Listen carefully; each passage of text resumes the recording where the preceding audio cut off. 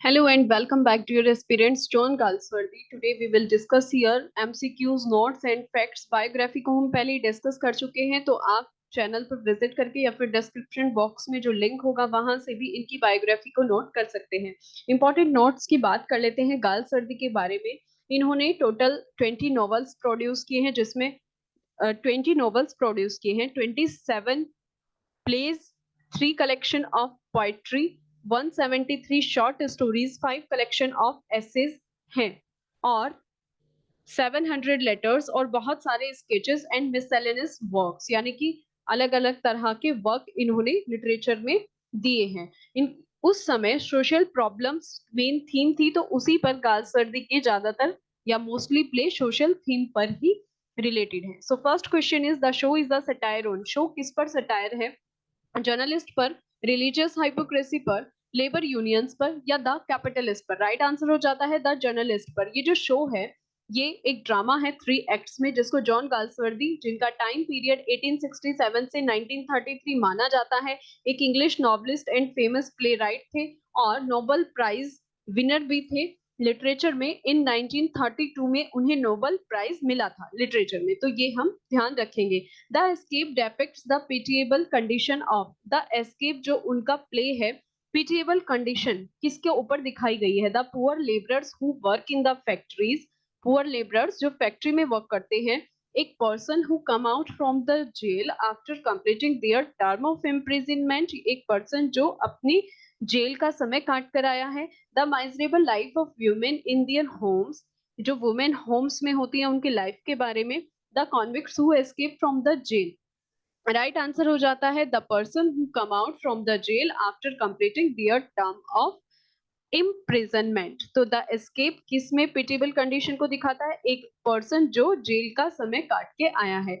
Escape 1926 में आया एक प्ले है। ये एक ब्रिटिश प्ले है जिसमें टोटल 9 एपिसोड है, जिसमें क्रुएलिटी ऑफ सोसाइटी को दिखाया गया है, यानी कि उस समय जो सोसाइटी में क्रुएलिटी थी उसको एस्केप में दिखाया गया है। एक एन एस्केप्ड प्रिजनर जो एक जेल में बंद कैदी था, डेनेंट, उसके ऊपर ये दिखाया गया है। ठीक है, इसमें शो किया गया है डेनेंट की पिटिएबल कंडीशन को। The skin game brings out the conflict between. जो स्किन गेम उनका प्ले है वो कॉन्फ्लिक्ट बिटवीन किस किस चीज के बीच, किस किस के बीच कॉन्फ्लिक्ट वहां पर दिखाया जाता है, संघर्ष दिखाया जाता है। Industrialist of different industries, landed aristocrats and the industrialist, या लैंडेड एरिस्टोक्रेट्स हैं जो धनी व्यक्ति हैं और उद्योगपति हैं उनके बीच, या the industrialist and the bureaucrats, bureaucrats different political parties. Right answer हो जाता है जो लैंडेड एरिस्टोक्रेट्स हैं एंड इंडस्ट्रियलिस्ट हैं उनके बीच यहाँ पर कॉन्फ्लिक्ट दिखाया जाता है। स्किन गेम एक ट्रेजिक कॉमेडी है जो कि 1920 में आई थी, जिसमें लैंडलॉर्ड्स, एरिस्टोक्रेट्स और जो न्यू रिच क्लास फैमिली है उनके बीच कॉन्फ्लिक्ट शो किया गया है। इसमें मेन कैरेक्टर्स हिलक्रिस्ट एंड हॉर्नब्लावर हैं जो रिप्रेजेंट एरिस्टोक्रेसी एंड पॉवर्टी। हिलक्रिस्ट यहाँ पर एरिस्टोक्रेसी यानी कि रिच फैमिली को बिलोंग करते हैं, हॉर्नब्लावर जो कि पॉवर्टी को यहाँ पर बिलोंग करते हैं। तो ये फैक्ट्स हम ध्यान रखेंगे। Next question, the loyalty exposes clash of loyalties, two words. So different social classes, regional affiliations, different benefactors who are opposed to each other, या different religious sects।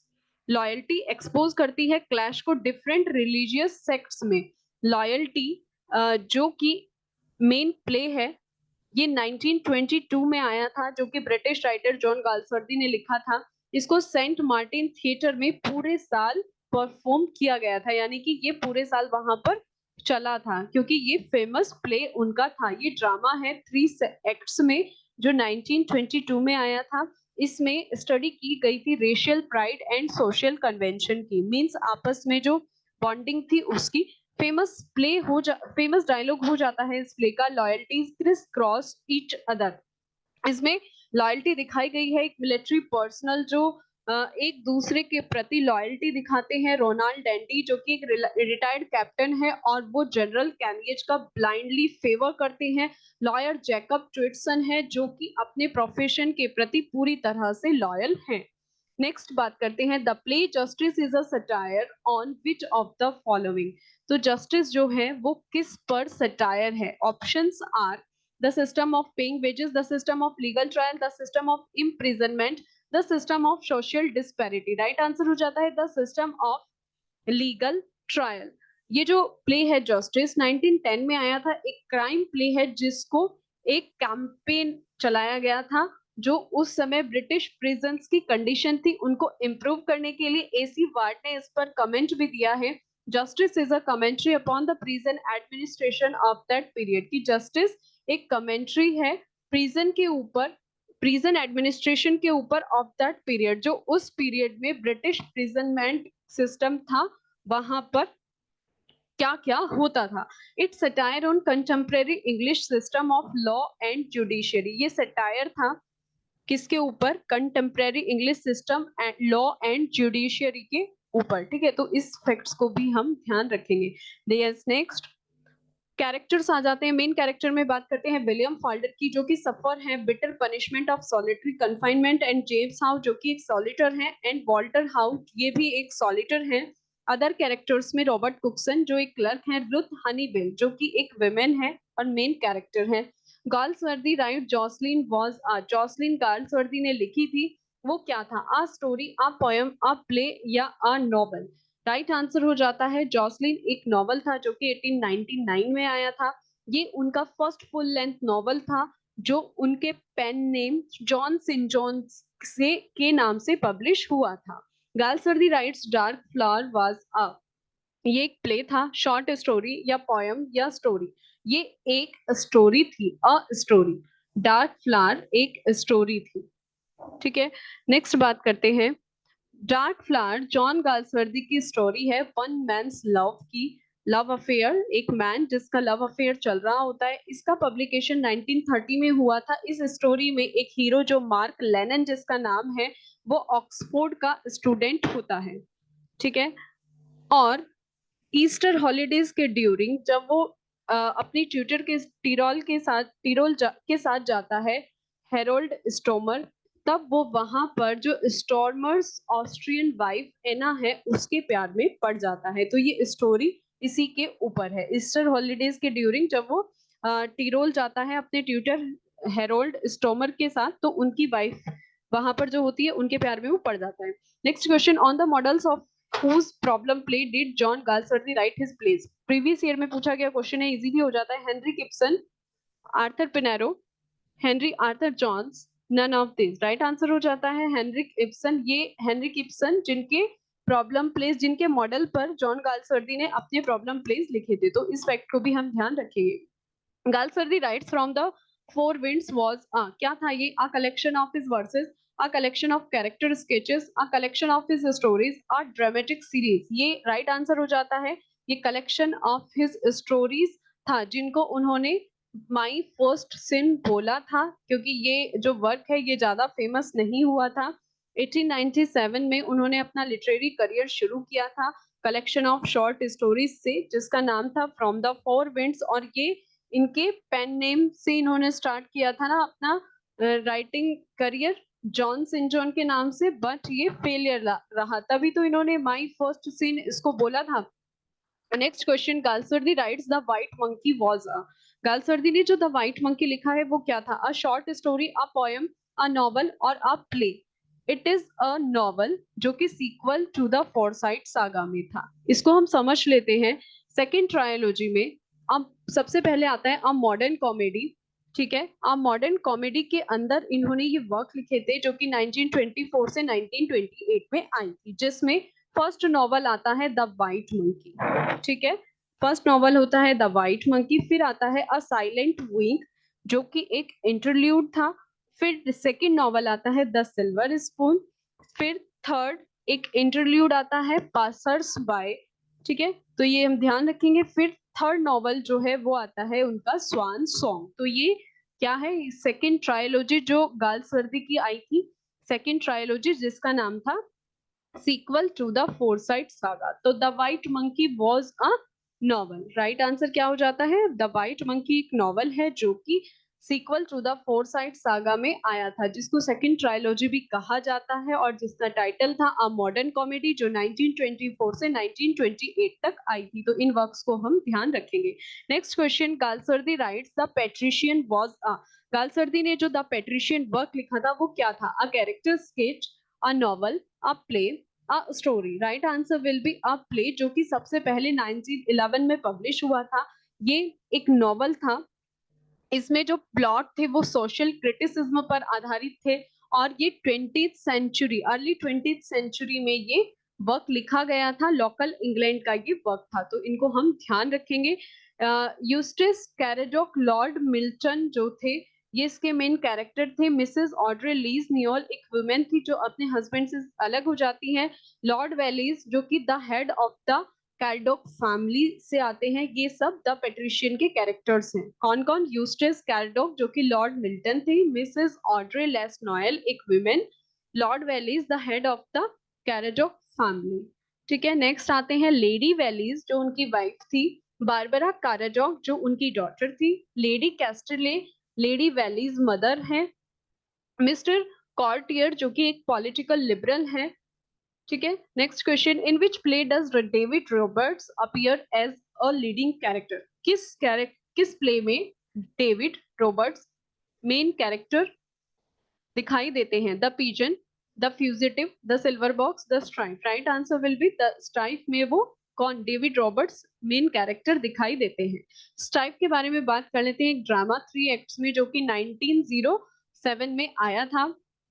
ठीक है, नेक्स्ट, ये प्ले कॉन्फ्लिक्ट शो करता है capital and labour class के बीच। Capitalist class से belong करते हैं एंथनी, चेयरमैन थे जो ट्रीनार्था टिन प्लेट्स वर्क के, chairman of the chairman of the Trenartha TRENARTHA Trenartha tin plate works के। एडगर एंथनी जो उनके बेटे थे और डायरेक्टर थे, Frederick H Wilder, William Scantlebury, Oliver Wanklin, ये मेन कैरेक्टर हो जाते हैं। वर्कमैन कमिटी में आते हैं David Roberts, James Green, James Bulgin, Henry Thomas, George Rous. ठीक है, तो इनको हम ध्यान रखेंगे। Anne says to her father, you know what you really are. I suppose a sickly sentimentalist. These lines are taken from which of the following play? Anne says. किससे ली गई हैं ये? The pigeon, a family man, the strife, the mail. Right answer हो जाता है the pigeon से ये ली गई है। Shelter homes and poor homes जो कि एक फैंटेसी है 3 एक्ट्स में। ठीक है, द पीजन एक फैंटेसी है 3 एक्ट्स में और ये जो लाइन है द पीजन से ली गई है। ठीक है, मेन कैरेक्टर्स हो जाते हैं Christopher Wellwyn and Guinevere Megan, sir Thomas Hoxton. Next question, in which play of John Barthwick a leading character? John Barthwick किस प्ले में लीडिंग कैरेक्टर है? The pigeon, the silver box, the strife, the eldest son. Right answer will be the silver box. Central theme बतानी है silver box की, conflict between the rich and the poor, labour and capital conflict, disparity in law, social disparity. Right answer हो जाता है disparity in law. जो silver box है वो उसमें एक सोशल सटायर को शो किया गया है ऑन अनजस्ट सोशल पार्शियलिटी, जिसमें वहां पर पार्शियलिटी होती है। तो राइट आंसर हो जाता है डिस्पैरिटी इन लॉ, यानी कि नियम सभी के लिए एक होने चाहिए लेकिन वहां पर अलग अलग थे। प्ले अपील करता है फॉर कंपैशन एंड सिंपैथी, दया की भावना के लिए, for the poor who invariably suffer, जो पहले ही इंडिफरेंट, जो पहले ही अभिन्नता से पीड़ित हैं। It indicts the society of its contrasting treatment of two man, ये टू मैन के बीच जो कॉन्ट्रास्टिंग ट्रीटमेंट है सोसाइटी का वो दिखाता है। जैक और जॉन्स जो बिलोंग करते हैं एक एफ्लुएंट सेक्शन से, एक प्रभावित सेक्शन से, जो पीड़ित हैं उस सेक्शन से, and the other two the vertically opposite, और जो सब दूसरे उनके अपोजिट हैं। ठीक है, in which year was Galsworthy awarded the Nobel prize for literature? ठीक है, गाल्सवर्दी को किस ईयर में नोबेल प्राइज मिला? 1930, 1933, 1932 एंड 1931। राइट आंसर हो जाता है 1932 में उन्हें नोबेल प्राइज दिया गया। दूसरा जो सम्मान उन्हें मिला था 1929 में ऑर्डर ऑफ मेरिट, यानी कि उन्हें ओम की उपाधि से भी नवाजा गया था। John Galsworthy published some of his early works under a pseudonym, what name? ये तो बता दोगे, इजी है, John Sinjohn, John Febestrian, John Simkins, John Samplins. Right answer हो जाता है जॉन सेंट जॉन। जॉसलिन, जहां फर्स्ट फुल लेंथ नॉवेल इसी सिजोनिम से उन्होंने लिखा था, जो कि 1899 में आया था। अदर वर्क्स जो उन्होंने इसी सिजोनिम से लिखे थे, यानी कि अपने पेन नेम से लिखे थे, फ्रॉम द फोर विंड्स 1897 में जो आया था। A man of Devon, a man of Devon novel है, 1901 में आया था। अ नाइट, ये भी एक नॉवल है, ये भी 1901 में आया था। और द साइलेंस फिक्शन 1901 में ही ये आया था। बस फ्रॉम द फोर विंड्स जो है वो 1897 में आया था, और जॉसलिन 1899 में। बाकी के जो तीन वर्क हैं जो उनके पेन नेम से आए थे, वो 1901 में आए थे। तो इस इनकी डेट आप ऐसे याद रख सकते हैं, इनका जो ईयर है वो आप ऐसे याद रख सकते हैं। The play Joy exposes the strain and stress of Joy, a young girl growing into adulthood. किसके बीच जो एक्सपोज करता है स्ट्रेन एंड स्ट्रेस को? Young girl growing into adulthood, student completing his educational career, a woman unhappily married, an unemployed young man। Right answer हो जाता है यहाँ young girl growing into adulthood. ठीक है, जॉय जो कि 1907 में आया एक वर्क है, और ये एक यंग गर्ल जो कि एडल्टहुड की तरफ बढ़ रही है, उसके स्ट्रेन और स्ट्रेस को शो करता है। मेन कैरेक्टर हो जाते हैं Dick Merton, Joy, colonel Hope. ठीक है, in which play does Falder appear as the central character, ये इजी हो जाता है। Loyalties, Justice, the silver box या the skin game. Right answer हो जाता है जस्टिस में वो सेंट्रल कैरेक्टर के रूप में दिखाई देता है, जो कि 1910 में आई थी, और इसको एक क्राइम प्ले भी माना जाता है। In which play does Stephen More appear as an idealist, the forest, the skin game, Loyalties या द मॉब। द मॉब में जो स्टीफन मोर है वो एज एन आइडलिस्ट शो होते हैं। ठीक है, कौन? जो स्टीफन है, स्टीफन मोर, ये द मॉब में एज एन आइडियलिस्ट हमें दिखाई। ये जो द मॉब है ये ड्रामा इन 4 एक्ट्स है, जो कि 1914 में आई थी। इसको आप नोट कर लेंगे। ये जो मॉब है, द मॉब, इनकी 1914 में आई थी, और बाकी तो इनके ड्रामा इन 3 एक्ट्स करके हैं, लेकिन ये 4 एक्ट्स में है। द फ्यूजिटिव एक इनका वर्क है, वो भी 4 एक्ट्स में है, तो इनके बारे में हम ध्यान रखेंगे। ये जो द मॉब है ये कितने एक्ट्स में आए थे? एक ड्रामा है जो कि 4 एक्ट्स में आया था। ठीक है, ये कॉन्फ्लिक्ट दिखाता है बिटवीन एन आइडियलिस्ट। ठीक है, ये आइडियलिस्ट क्या थे? शांति चाहते थे। ये जो आइडियलिस्ट थे यहाँ पर शांति चाहते थे, तो इनको हम ध्यान रखेंगे। नेक्स्ट क्वेश्चन की बात कर लेते हैं। De Levis and Dancy are the leading character in which of the following plays. ठीक है, इनमें से डी लेविस और डेंसी कौन से प्ले के लीडिंग कैरेक्टर हैं? Loyalties, the eldest son, the pigeon, the escape. Loyalties के ये मेन कैरेक्टर्स हो जाते हैं, हम इन्हें ध्यान रखेंगे। In which plays there a conflict between Hillcrest and Hornblower, यह भी हम पढ़ चुके हैं। Loyalties, the mob, the skin game and the pigeon. Right answer हो जाता है द स्किन गेम। कॉन्फ्लिक्ट किस किस के बीच है? पॉवर्टी एंड एरिस्टोक्रेट्स, यानी कि जो रिच फैमिली से बिलोंग करते हैं उनके बीच। Galsworthy write Awakening was, Awakening उन्होंने लिखा था, जो कि क्या था? एक a play, a novel, a poem, a character sketch. तो राइट आंसर हो जाता है जो उनका वर्क अवेकनिंग था वो एक नॉवल था, तो इसको हम ध्यान रखेंगे। ठीक है, नेक्स्ट चलते हैं। Next, call this justice what about I M, it's is money got, I am of justice. तो ये किस प्ले में ये लाइन दिखाई देती है? Justice, fugitive, the silver box, none of this. तो ये सिल्वर बॉक्स की लाइन है, कंफ्यूज मत हो जाना। Call this justice what about I am. ठीक है, जस्टिस का नाम सुन के जस्टिस ही आंसर वहां पर टिक मत कर देना। ये लाइन इसीलिए पिकअप की गई है, प्रीवियस ईयर के क्वेश्चंस में ये पुटअप किया गया था, आई एम ऑफ जस्टिस। ठीक है, तो ये जो लाइन होती है ये है द सिल्वर बॉक्स की। सिल्वर बॉक्स जो कि 1906 में आया था, जब वो अपनी रियल सक्सेस से मिले थे, मींस जब उन्हें फेमस हुए थे, वो जब उन्हें पहचान मिली थी द सिल्वर बॉक्स से। ठीक है, first successful novel the man of property 1906 आया था उनका, इसके बाद द सिल्वर बॉक्स के बाद।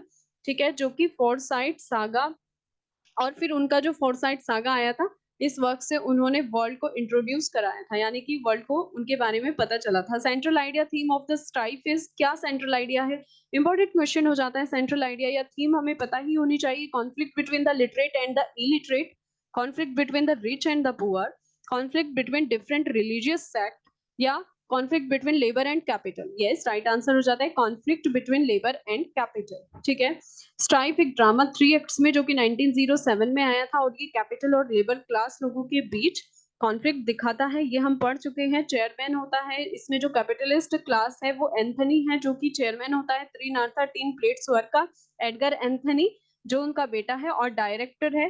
वर्क अदर वर्क मैन भी यहाँ पर हो जाते हैं। The pigeon exposes the evil of, जो द पिजन उनका वर्क है वो कौन सी इविल को एक्सपोज करता है? Dark cells in the prisons, the insanitary condition in which the workers work in the factories, shelter homes and poor homes, slums in big cities.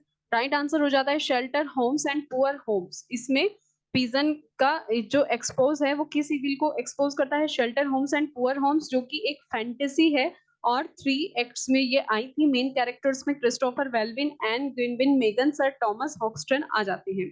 The fugitive exposes the tragedy of, जो the fugitive है जो drama 4th acts में आया था, इसके बारे में बताना है कि ये किस ट्रेजेडी को एक्सपोज करता है। Young women who marries an elderly man, a child who is left an orphan, a young widow, a wife who leaves her husband। Right answer हो जाता है a wife who leaves her husband। ये drama है 4 acts में जो कि 1911 में आया था और ये डील करता है अनहैप्पी मैरिज से। Next question, John Galsworthy has stated the idea theme of law and justice in many of his play.